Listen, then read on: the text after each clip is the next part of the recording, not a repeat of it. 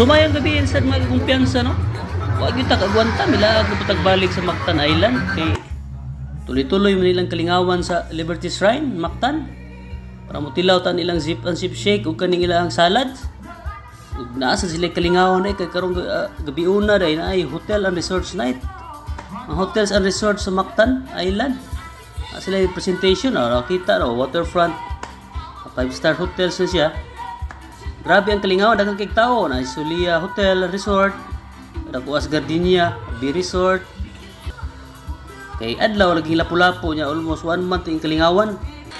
So na po rin hindot kayo wala ko ma-video hilag taas fire dance ako ni siya presentation sa G Park. Uy, gutom lagi ko, gwanta ka po itutuyok tilaw sa kuan nila ang shakes nga. Mao po ni trending ron sa lapu-lapu. Zip and sip.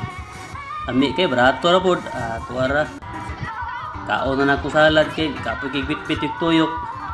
Ami kay stimbla mo ni ning kontra atong kuan kompetensya atong niningbi sa Manila masikat kayo na po diri kapoy lang og laag tus Manila na ambi ni diri gutom kayo so kanan sa nato kay unya na may live band unya kay bidikhan nagtawo ng mga kakumpiyansa.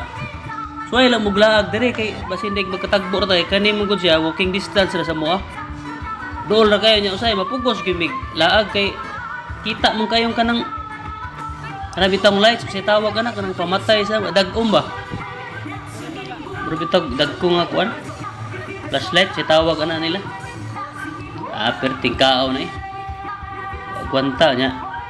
Gutom naman kayo. So unya na pod kita lang taon nya kay tuyok to balik. See you.